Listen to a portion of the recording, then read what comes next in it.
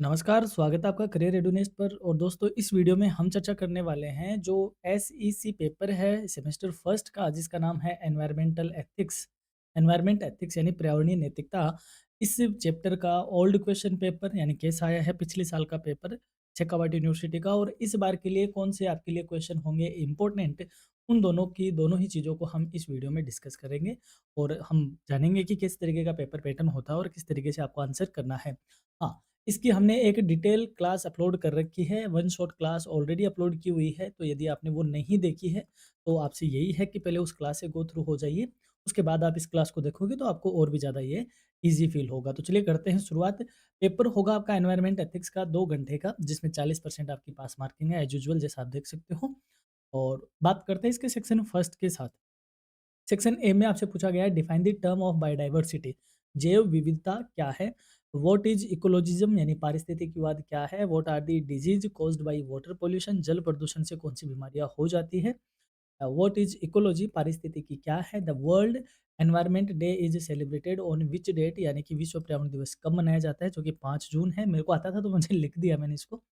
What are the traditional methods of water conservation, जल संरक्षण की परंपरागत विधियां कौन सी है? What is the concept of environment ethics, पर्यावरणीय नैतिकता की अवधारणा क्या है?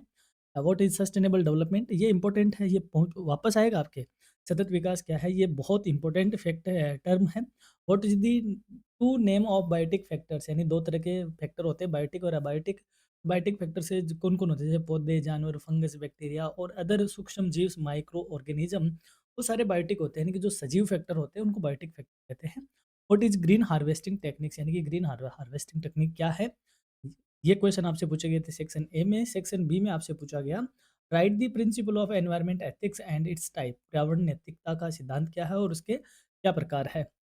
Right the detailed importance of environment ethics, पर्यावरणीय नैतिकता की महत्ता को विस्तृत रूप से समझाइए।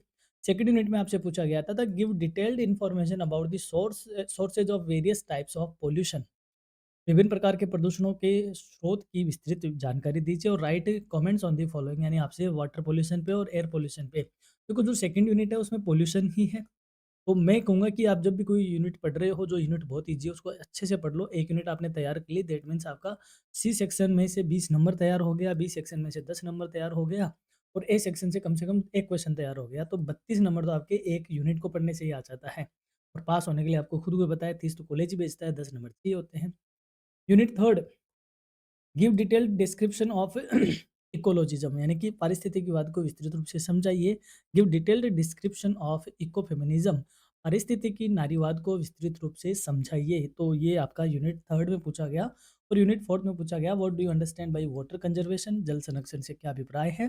Describe the process of traditional water harvesting technique, यानी कि परंपरागत जल संचयन की जो पारंपरिक तकनीक है, उनको आप समझाइए। देखो, इसमें तो कुछ और ही लिखा है, इंग्लिश में तो कुछ और था और हिंदी में कुछ और है, लेकिन पारंपरिक तकनीक आपको यहाँ पर ना है। परंपरागत जो तकनीकें हैं वो कौन-सी है? और एक क्वेश्चन पूछा गया, what is macro and micro catchment, explain it's type, यानी कि लघु और वृहद जल संग्रहण या ग्रहण क्षेत्र क्या है, समझाओ। एक्सप्लेन, सी सेक्शन में पूछा गया, explain environmental ethics and its importance.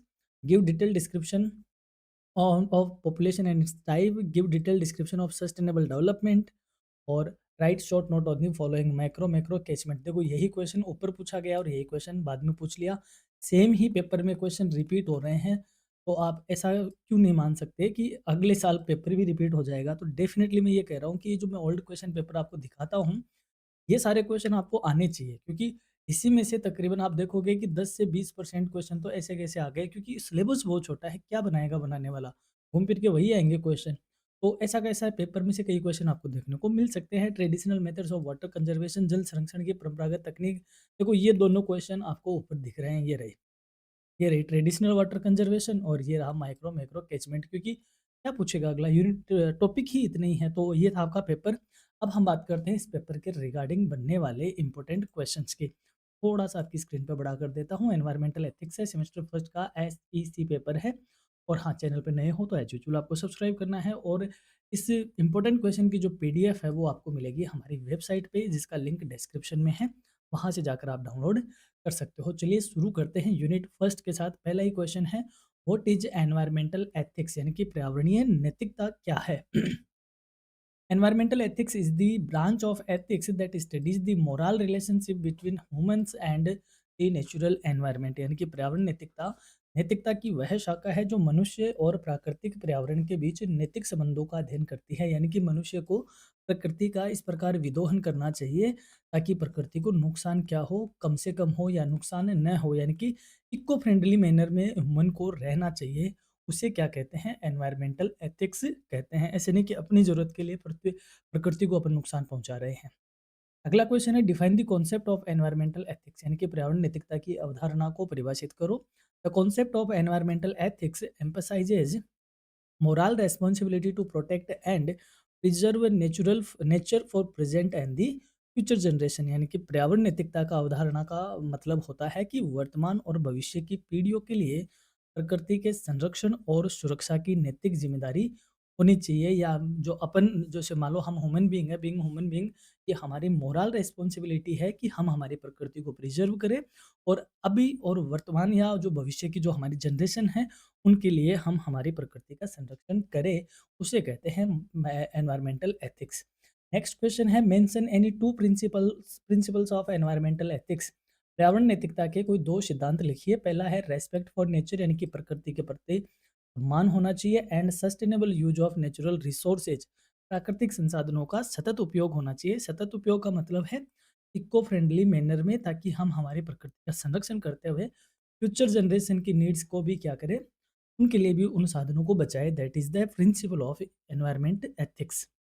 Next question है, why is environmental ethics important. पर्यावरण नैतिकता क्यों महत्वपूर्ण है, क्यों जरूरी है आज के टाइम को देखते हुए।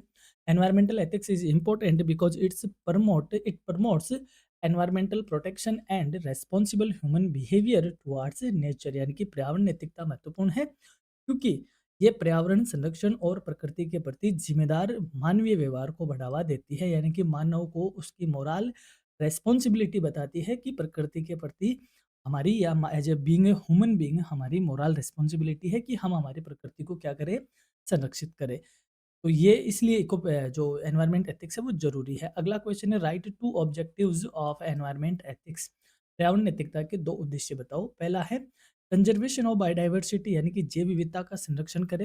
प्रिवेंशन ऑफ एनवायरमेंटल डिग्रेडेशन, पर्यावरणीय क्षरण को कम करे या रोकथाम उसकी करे। यानी कि बायोडाइवर्सिटी क्या होती है दोस्तों, जो एरिया होता है उस एरिया में जो भी स्पेसीज, जो भी जानवर वानवर या जितने भी जो प्राणी पाए जाते हैं, क्रीचर्स पाए जाते हैं, उनको क्या कहते हैं, बायोडाइवर्सिटी कहते हैं। उसमें पौधे, बायोटिक बायोटिक फैक्टर सारे ही आ जाते हैं, उसे बायोडाइवर्सिटी कहते हैं। तो उसको कंजर्व करना एंड जो एनवायरनमेंट का नुकसान हो रहा है उसको रोकना, ये हमारी पर्यावरण नैतिकता के दो मेजर उद्देश्य हैं।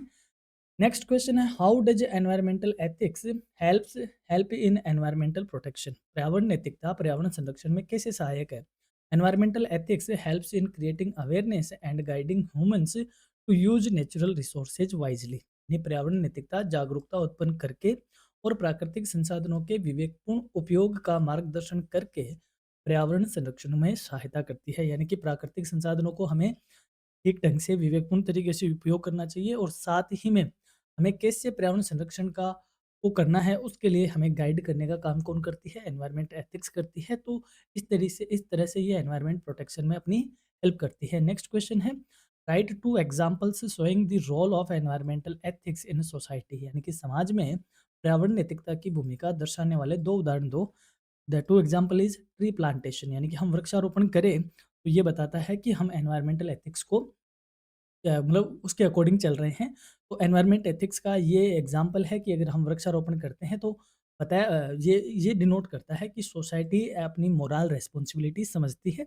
सेकंड है reduction of pollution through responsible behaviour, और जिम्मेदार व्यवहार अगर हम शो करेंगे तो ये हमारे प्रदूषण में कमी लाएगा, और प्रदूषण में कमी लाएगा तो ये सोसाइटी का ये बात शो करेगा कि हम एनवायरमेंट के एथिक्स के अकॉर्डिंग चल रहे हैं, या यूँ कहें हम एनवायरमेंटली जागरूक है, अवेयर है। तो ये 2 एग्ज़ाम्पल हो सकते हैं। आप पेड़-पौधे लगाते हो और अपना इस तरीके से व्यवहार करते हो जिससे प्रदूषण कम होता है, तो ये बताता है कि हम जागरूक सिटीज़न हैं।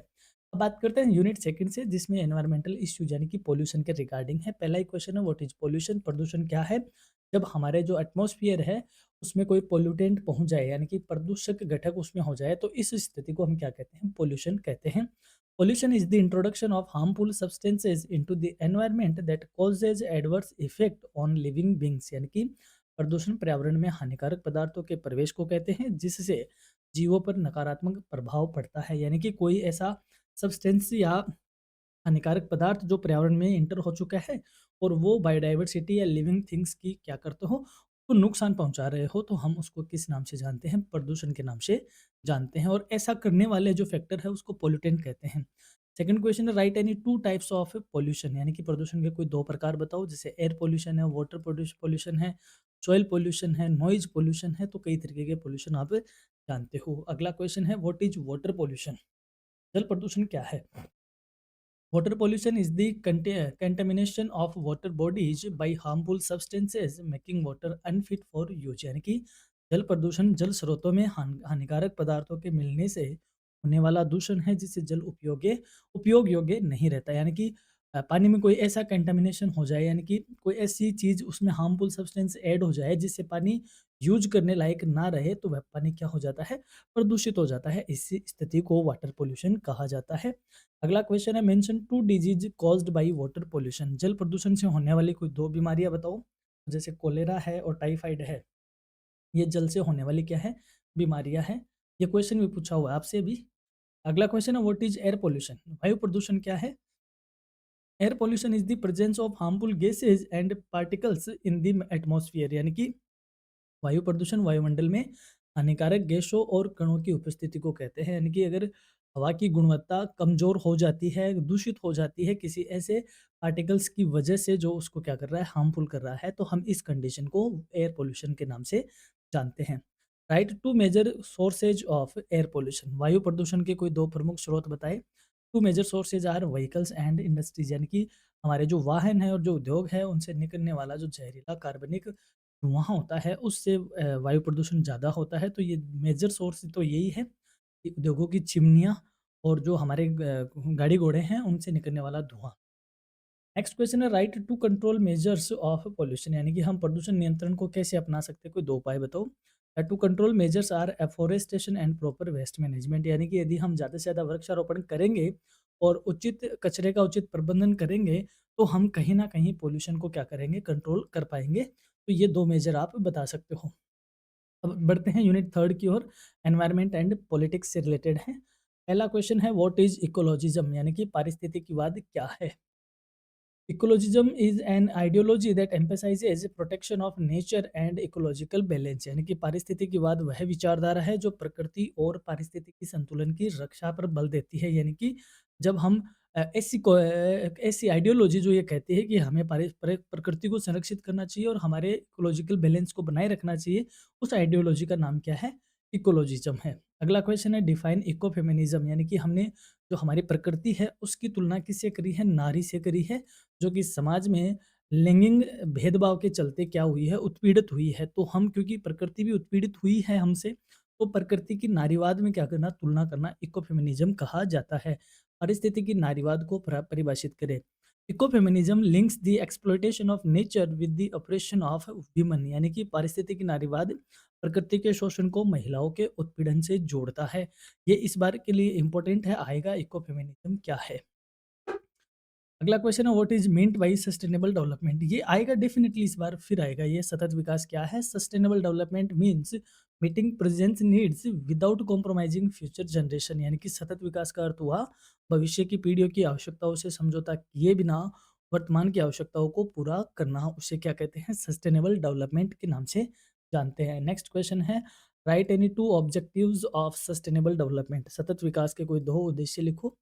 तो ऑब्जेक्टिव है environmental protection and balanced economic growth. यानी कि पर्यावरण संरक्षण और संतुलित आर्थिक विकास सस्टेनेबल डेवलपमेंट का क्या है? मेजर ऑब्जेक्टिव है, मेजर उद्देश्य है। नेक्स्ट क्वेश्चन है, how is ecologism related to environmental protection? यानी कि पारिस्थितिकीवाद पर्यावरण संरक्षण से कैसे संबंधित है? Ecologism promotes environmental protection through sustainable use of natural resources. क्योंकि पारिस्थितिकीवाद है वो प्राकृतिक संसाधनों के सतत उपयोग द्वारा पर्यावरण संरक्षण को बढ़ावा देता है। इस तरीके से पर्यावरण संरक्षण से क्या है? संबंधित है। अगला क्वेश्चन है, write one difference between ecologism and ecofeminism. पारिस्थितिकीवाद और पारिस्थितिकी नारीवाद में कोई एक अंतर बताओ। Ecologism focuses on ecology while ecofeminism connects ecology with gender issues, यानी कि पारिस्थितिकीवाद पर्यावरण पर केंद्रित है, जबकि जो पारिस्थितिकी नारीवाद है वो पर्यावरण को लैंगिक मुद्दों से जोड़ता है कि जैसे नारी का समाज में उत्पीड़न हुआ है उसी हिसाब से प्रकृति का भी शोषण हुआ है। तो इकोफेमिनिज्म इकोलॉजी को नारी से जोड़ता है या जेंडर इश्यू से जोड़ता है, वहीं इकोलॉजिज्म इकोलॉजी पर फोकस करता है। नेक्स्ट क्वेश्चन है, write two features of sustainable development, सतत विकास की दो विशेषता बताओ। Two features of are resource conservation and long term development, यानी कि हम संसाधनों का संरक्षण करें और दीर्घकालिक विकास करें, ये सस्टेनेबल डेवलपमेंट की दो विशेषता है, यानी कि लॉन्ग टर्म डेवलपमेंट पे फोकस है और ये रिसोर्स कंजर्वेशन की बात करता है। अब हम बढ़ते हैं यूनिट फोर्थ की ओर, जो कि वाटर हार्वेस्टिंग टेक्निक से रिलेटेड यूनिट है। व्हाट इज वाटर कंजर्वेशन, जल संरक्षण क्या है। Water conservation means the efficient use of preservation of water resources, यानी कि जल संरक्षण का अर्थ हुआ जल संसाधनों का कुशल उपयोग और संरक्षण करना, यानी कि जो हमारे जितने भी जल संसाधन हैं, चाहे वो हमारी नदियाँ हो, तालाब हो, नहरें हो, महासागर हो, या इनफे जो बरसात का जल है, उन सब का इस मैनर में यूज करना कि हम उसको प्रिजर्व भी रखें और साथ में उसका एफिशिएंट यूज करें, यानी कि उसका दुरुपयोग नहीं करें, सदुपयोग करें, वह क्या कहा जाता है, वाटर कंजर्वेशन कहा जाता है। नेक्स्ट है वाटर हार्वेस्टिंग क्या है, यानी कि what is water harvesting. Water harvesting का मतलब होता है कि जब अपन बरस जो कोई भी जल को जब हम बचाते हैं, यानी कि जैसे बरसात है, बरसात का जल हम इस वे में बचाते हैं, उसे हम हार्वेस्टिंग कहते हैं। वाटर हार्वेस्टिंग यानी कि जल का संचय करना। Water harvesting is the process of collecting and storing rain water for future use, यानी कि जल संचयन वर्षा जल को एकत्र कर भविष्य के लिए संग्रह करने की क्या है, प्रक्रिया है। चाहे हम हमारे छतों से पानी इकट्ठा करके किसी टैंक में स्टोर करते हैं, ये भी वाटर हार्वेस्टिंग है। हम ऐसे दूर तक फ्लोर लगाते हैं और बीच में टैंक बना देते हैं तो पूरा पानी इसमें आ जाता है, यह वाटर हार्वेस्टिंग है। तो हम किस वे में वाटर हार्वेस्टिंग करते हैं वो तो उसका मेथड हो गया, बाकी बरसात के पानी को इकट्ठा करना क्या कहा जाता है, वाटर हार्वेस्टिंग कहा जाता है। अगला क्वेश्चन है, डिफाइन माइक्रो कैचमेंट, लघु जल ग्रहण क्षेत्र को परिभाषित करो। अब इसको समझते हैं। जैसे मान लो अभी मैंने ऊपर कहा कि जैसे ये अपनी घरों की छत है, ठीक है, छत है, 3-4 मकान की छत है, इस पे बरसात का पानी हुआ और हमने एक पाइप से इसको कहाँ कर लिया, कोई टैंक में स्टोर कर लिया। तो जब हम बरसात का पानी स्टोर करते हैं तो जो जितना एरिया हम ले रहे हैं, कहाँ से हम उसको स्टोर कर रहे हैं, यदि वह एरिया छोटा है, इसको माइक्रो कैचमेंट कहेंगे, और जब ये एरिया बड़ा है तो इसको मैक्रो कैचमेंट कहेंगे। कैचमेंट का मतलब होता है वह एरिया जहाँ से हम पानी को कलेक्ट कर रहे हैं। Micro catchment is a small area design to collect and store rain water, यानी कि लघु जल ग्रहण क्षेत्र वह छोटा क्षेत्र है जहां वर्षा का जल एकत्रित किया जा रहा है। डिफाइन मैक्रो कैचमेंट, यानी कि वृहद जल ग्रहण क्षेत्र क्या है। Macro catchment refers to a large area used for collecting surface run off water नहीं है, रेन ऑफ वाटर है, रेन वाटर है या सरफेस, हाँ, सॉरी, रन ऑफ ही होगा क्योंकि जो सतही जल है उसकी बात हो रही है। यानी कि वृहद जल ग्रहण क्षेत्र वह बड़ा क्षेत्र है जहाँ सतही जल प्रवाह को एकत्रित किया जाता है। जैसे पहाड़ों का पानी हो गया, नदियों के, नहरों के डैम लगाकर हम उसको क्या करते हैं, स्टोर करते हैं, तो वो क्या कहा जाएगा, मैक्रो कैचमेंट कहा जाएगा। अगला क्वेश्चन है, right any two traditional methods of water conservation, जल संरक्षण की कोई दो पारंपरिक विधियां बताओ। तो हम स्टेप वेल्स और टैंक्स बनाकर, यानी कि बावड़िया या तालाब बनाकर हम इकट्ठा करते हैं, तो ये हमारे क्या है, ट्रेडिशनल मेथड है, हम इनको सदियों से करते हुए आ रहे हैं। नेक्स्ट है, what is green water harvesting technique, यानी कि ग्रीन जल संचय तकनीक क्या है। Green water harvesting focuses on conserving soil moisture for agriculture, यानी कि ग्रीन जल संचय तकनीक कृषि के लिए मिट्टी की नमी को संरक्षित करने पर ज़्यादा ध्यान देती है, यानी कि इस तरीके से वाटर कंजर्व करे कि जो नमी है, मिट्टी की मॉइस्चर है, या जो मिट्टी की क्वालिटी है वह बनी रहे एग्रीकल्चर के लिए, उनको बोलते हैं ग्रीन वाटर हार्वेस्टिंग, यानी कहने का मतलब प्रकृति को बिना नुकसान पहुंचाए हुए वाटर क्या करना, कलेक्ट करना। नेक्स्ट क्वेश्चन है, what is blue water harvesting technique, blue जल संचय तकनीक क्या है।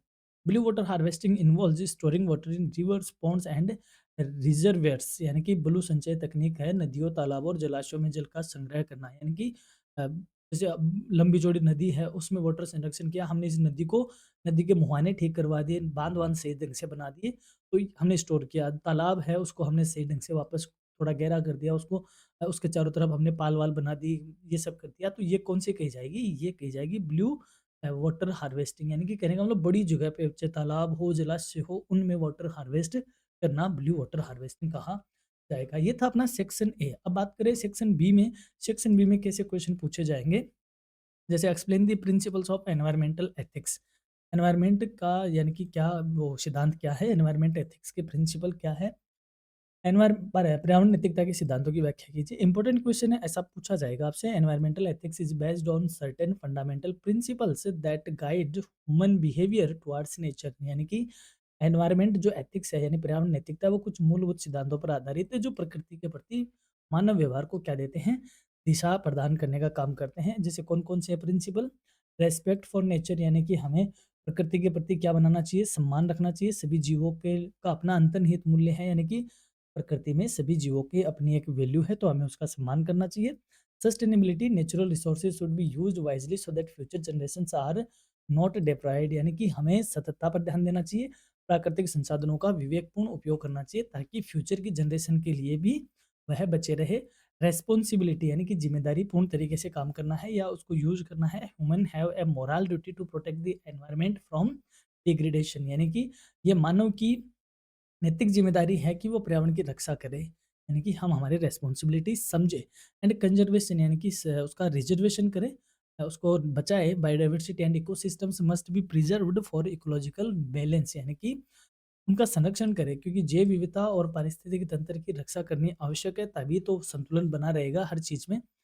एंड इंटरजनरेशनल, यानी कि हम हमारी अभी वर्तमान पीढ़ी की ना सोचे, हम आगे की पीढ़ियों की भी सोचे, क्योंकि वर्तमान कार्य भविष्य की पीढ़ियों को बिना नुकसान पहुंचाए हुए होना चाहिए। यानी कि present action should not harm the interest of future generation. हमारा जो अभी वर्तमान काम कर रहे हैं वो फ्यूचर की जनरेशन को परेशान ना करे, इस तरीके का होना चाहिए। Together these principles promote harmony between humans and the nature and ensure long term environmental protection, यानी कि ये सिद्धांत ये एक रिलेशनशिप बिल्ड करते हैं कि ये जो सिद्धांत है रिलेशनशिप बिल्ड करते हैं ह्यूमन में और नेचर में, ये इंश्योर करने में कि आप लॉन्ग टर्म तक एनवायरनमेंट की संरक्षित होता रहे, या फिर यूँ कहें एनवायरमेंटल दीर्घकाल तक संरक्षित रहे। तो ये कुछ प्रिंसिपल है। नेक्स्ट क्वेश्चन है, discuss the importance of environmental ethics. पर्यावरण नैतिकता के महत्व पर चर्चा करो। क्यों महत्व इसकी इसका किसमें महत्व है? क्योंकि it develops moral responsibility toward nature, यानी कि नेचर के प्रति मोरल रिस्पॉन्सिबिलिटी डेवलप करता है। नेचुरल रिसोर्सेज का कंजर्वेशन करता है। To promote protection of biodiversity, biodiversity को संरक्षित करता है। To support sustainable development by balancing growth and environment, यानी कि सतत विकास के लिए और पर्यावरण अनुकूल प्रदूषण कहाँ लिखा आपने? हाँ, ये रहा। पर्यावरण और विकास के बीच ये संतुलन बनाता है। और अगला है to encourage pollution control and eco friendly lifestyle, यानी कि ये प्रदूषण नियंत्रण और पर्यावरण अनुकूल जीवन शैली को प्रोत्साहित करता है। To create awareness and supports environmental law, यानी कि पर्यावरणीय कानून और सामाजिक समर्थन का ये क्या करता है, वो समर्थन प्रदान करता है। इस प्रकार एनवायरमेंट एथिक्स गाइड करता है इंडिविजुअल्स को, सोसाइटीज को एंड गवर्नमेंट को टू प्रोटेक्ट द एनवायरनमेंट, यानी कि एनवायरनमेंट को बचाने के लिए, and ensure a healthy future for coming generation, और आने वाली पीढ़ियों के लिए एक अच्छा भविष्य बना रहे, उसके लिए ये क्या करता है, इंश्योर करता है। दैट मीन्स हम ये कह सकते हैं कि एनवायरनमेंट जो एथिक्स है उसका काफ़ी इंपॉर्टेंस है आज के कॉन्टेक्स्ट में। एक क्वेश्चन है, explain the role of environmental ethics in environmental protection, यानी कि पर्यावरण संरक्षण में पर्यावरण नैतिकता की क्या भूमिका है, समझाइए। देखो, पर्यावरण संरक्षण का मतलब होता है कि हम हमारी प्रकृति को बचाए हैं, और एनवायरमेंटल एथिक्स एथिक्स होती है कि इस तरीके की मोरल ड्यूटी हम समझे कि एनवायरमेंट प्रोटेक्शन करना हमारी क्या है, नैतिक जिम्मेदारी है। तो पर्यावरण संरक्षण में पर्यावरण नैतिकता का अहम रोल है, यानी कि पर्यावरण नैतिकता मानव व्यवहार को एक नैतिक दिशा देती है और पर्यावरण संरक्षण में महत्वपूर्ण भूमिका निभाती है। ये प्रकृति को शोषण से रोकती है और संसाधनों के संरक्षण को बढ़ावा देती है। यानी कि environment protection by guiding human action morally. It discourages exploitation of nature and promotes conservation of resources. Ethical values encourage protection of ecosystem, reduction of pollution and responsible use of natural resources. यानी कि जो नैतिकता है वह उसका जो नैतिक मूल्य है वो प्रदूषण में कमी लाता है, पारिस्थितिक तंत्र की रक्षा करता है और संसाधनों के जिम्मेदार पूर्ण उपयोग को प्रोत्साहित करता है। इस प्रकार से एनवायरमेंट एथिक्स में और एनवायरमेंटल प्रोटेक्शन में क्या है रोल है, तो आप इसको समझ सकते हो। देखो, मैं पूरा इसलिए नहीं पढ़ रहा कि खामखा ये क्लास केवल पढ़ने-पढ़ने के लिए क्या हो रही है, बड़ी हो रही है, मोटे-मोटे छोटे क्वेश्चन होते हैं जिनको आपको समझना है, बाकी तो उन्हीं से हैं। जैसे एक क्वेश्चन ऐसा आएगा आपको, describe the sources of various types of pollution, विभिन्न प्रकार के प्रदूषणों का वर्णन करो। जैसे एयर पॉल्यूशन है, व्हीकल, इंडस्ट्री और बर्निंग ऑफ फॉसिल से होता है। वाटर पॉल्यूशन, इंडस्ट्रियल इन्फ्लुएंट यानी कि जो रासायनिक फैक्ट्री से निकलने वाला रासायनिक केमिकल मिल जाता है। डोमेस्टिक सीवेज यानी कि घरों से जो सीवेज है वो जाके नदियों में मिल जाते हैं। एग्रीकल्चर रन ऑफ यानी कि हम खेतों में फर्टिलाइज़र्स यूज़ करते हैं, बरसात के पानी से बहकर वह तालाबों में आ जाता है। इससे वाटर पॉल्यूशन होता है। सॉइल पॉल्यूशन यानी कि मृदा प्रदूषण, excessive use of chemical fertilisers, ज़रूरत से ज़्यादा हमने फर्टिलाइज़र्स यूज़ किए। पेस्टिसाइड्स एंड सॉलिड वेस्ट यानी खेतों में जो पड़ा है सॉलिड कचरा और हम जो पेस्टिसाइड्स यूज़ करते हैं, उनसे सॉइल प्रदूषण होता है, सॉइल पॉल्यूशन होता है। नॉइज़ पॉल्यूशन की बात करें तो traffic, industries and loud speaker यानी कि ध्वनि प्रदूषण, ये यातायात उद्योगों, लाउड स्पीकर होता है। These sources adversely affect human health, natural ecosystem and environmental quality, leading to serious environmental degradation। यानी कि ये सारे स्रोत मानव स्वास्थ्य को प्रभावित करते हैं और ये जो हमारा एनवायरनमेंट है उसका डिग्रेड करते हैं, उसको नुकसान पहुंचाते हैं। तो ये कई तरीके के एनवायरनमेंट पोल्यूशन आपने पढ़े। Explain the effect of water pollution, water pollution के क्या इफेक्ट होते हैं भाई? इससे वाटर बोर्न डिजीज होती है, जैसे कोलेरा हो गया, टाइफाइड हो गया। इससे ऑक्सीजन का लेवल वाटर में कम हो जाता है और हार्मिक एक्वाटिक लाइफ हो जाती है, यानी कि जो समुद्री जल जीवन है उसको नुकसान पहुंचाता है। It's affect agriculture, fisheries and drinking water supply, यानी कि जो पेयजल है, जो मछली पालन है और जो खेतीबाड़ी है उनके लिए ये क्या करता है, नुकसान पहुंचाता है।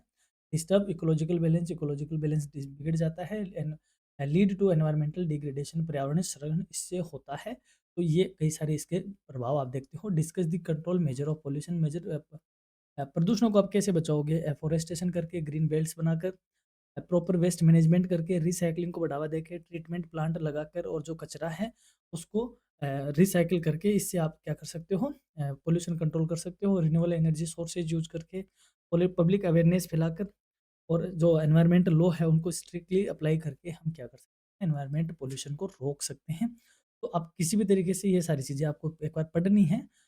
ये ज़रूर इस तरीके का जो इकोलॉजिज़्म है, इकोफेमिनिज़्म है, ये इम्पोर्टेंट है इस बार, आप इनको ज़रूर पढ़िएगा। इकोफेमिनिज़्म, ये डिस्क्राइब द इकोफेमिनिज़्म, इसको आपको पढ़ना है। Explain sustainable development, most important है, आपसे फिर से पूछा जाएगा। और जो 4th यूनिट है उसमें traditional methods of water conservation, ये क्वेश्चन आपको पिछले पेपर में ही, एक ही पेपर में 2 बार पूछा हुआ है। इस बार फिर पूछा जाएगा, तैयार कर लेना। मैक्रो मैक्रो कैचमेंट, ये भी एक ही पेपर में 2 बार पूछा गया है क्योंकि उस यूनिट में इसके अलावा कुछ है ही नहीं। हाँ, इस बार ये ग्रीन वाटर हार्वेस्टिंग और ब्लू वाटर हार्वेस्टिंग टेक्निक, ये मोस्ट इम्पोर्टेंट है। इसको एक बार देखो पढ़ लेते हैं। Green water harvesting focuses on conserving soil moisture from और क्रॉप ग्रोथ, यानी कि ग्रीन जल संचयन मिट्टी की नमी को संरक्षित कर फसलों की उत्पादकता बढ़ाता है। इट इम्प्रूव्स एग्रीकल्चरल प्रोडक्टिविटी, ये क्या करता है, एग्रीकल्चर उत्पादकता बढ़ाता है। Blue water harvesting involves storing water in rivers, ponds and reservoirs, यानी कि जो ब्लू जल संचयन है वो नदियों में, तालाबों में, जलाशयों में जल का संग्रह करता है। Both techniques increase water availability and support sustainable development management, दोनों ही तकनीक जल उत्पादकता, उपलब्धता बढ़ाती है और सतत जल प्रबंधन का समर्थन देती है। तो आपको इस तरीके का क्वेश्चन पढ़ना है। सी सेक्शन में भी हम आपका क्वेश्चन, जो क्वेश्चन बताए हैं वो विद आंसर है, तो मैं ये पीडीएफ आपको वेबसाइट पे अपलोड कर रहा हूँ, वहाँ से आप डाउनलोड कीजिएगा और इसको सबको पढ़ लेना है। यहाँ पे देखो एनवायरमेंटल एथिक्स क्या है, discuss it's meaning, scope and importance, क्या है इसका मीनिंग और स्कोप है उसको आप बताओ। और एक क्वेश्चन है, explain the causes, effect and control measure of environmental pollution, प्रदूषण के कारण क्या है, प्रभाव क्या है, नियंत्रण आप कैसे कर सकते हो, इस तरीके का क्वेश्चन है। हालाँकि जितना मैंने आंसर रखा है, आपको इससे बड़ा ही करना है, ये तो एक मोटा-मोटा आंसर है। वाटर पॉल्यूशन क्या है, इसके सोर्स क्या है, इफ़ेक्ट क्या है, इसको हम कैसे रोक सकते हैं, ये आपको बताना है। एक क्वेश्चन मैंने रखा है आपका, इकोलॉजिज़्म एंड इकोफेमिनिज़्म क्या है and how they contribute to environmental protection, ये दोनों पर्यावरण संरक्षण में कैसे योगदान देते हैं। मोस्ट इम्पोर्टेंट क्वेश्चन है ये इकोलॉजिज़्म और इकोफेमिनिज़्म का, पिछली बार कम पूछा गया है ये। Explain the concept of sustainable development, its importance, ये भी आपको पढ़ना ही है। और एक क्वेश्चन है, explain various water harvesting techniques with special reference to traditional method, ये आपके लिए इंपॉर्टेंट है। पिछली बार सिर्फ ट्रेडिशनल पूछा गया था, इस बार मैं आपसे कह रहा हूँ कि एक तो ग्रीन वाटर हार्वेस्टिंग और एक ब्लू वाटर हार्वेस्टिंग, थोड़ा सा इनको अच्छे से समझना, अच्छे से एक्सप्लेन करना, ये आपसे पूछा गया है। और पीडीएफ के लिए आपको वेबसाइट पे लिंक आपको डिस्क्रिप्शन में मिल ही जाएगा, उस पे आप क्लिक करके ज़रूर आप ये पीडीएफ आपको डाउनलोड करनी है। और इसकी इम्पोर्टेंट क्लास, यानी कि जो इसकी वन शॉट क्लास है वो ऑलरेडी हमने अपलोड की हुई है, आप वहाँ पे जाके इस क्लास को ज़रूर देखिएगा। ये पूरी क्लास है जिसमें ए टू ज़ेड हमने सिलेबस के बारे में क्या किया है, डिस्कशन किया है। तो दोस्तों ये थी अपनी एनवायरनमेंट एथिक्स एसईसी पेपर की इम्पोर्टेंट क्वेश्चन की सीरीज़ की क्लास, जिसमें हमने डिस्कस किया आपके लिए इम्पोर्टेंट क्वेश्चन और साथ ही में हमने डिस्कस किया ओल्ड क्वेश्चन पेपर। तो आपको क्लास कैसी लगी है और आपको एग्ज़ाम में जब आप पेपर दे के आते हो, आपको वहाँ पे ऐसा लगता है कि यहाँ से कुछ आपको बेनिफिट हुआ है, तो मैं आपको ये ज़रूर कहूँगा कि आप एग्ज़ाम देने के बाद हमें कमेंट करके ज़रूर बताएँ कि आपको ये क्लास कैसे बेनिफिशियल रही आपके लिए। होप आपको क्लास अच्छी लगी हो और ये पीडीएफ से आप ज़रूर एक बार गो थ्रू हो जाइएगा। लिंक डिस्क्रिप्शन में है हर चीज़ के। तो हमारी ओर से आपको एग्ज़ाम के लिए बहुत-बहुत शुभकामनाएँ। आप अच्छे से एग्ज़ाम दीजिए। Have a nice day. Thank you.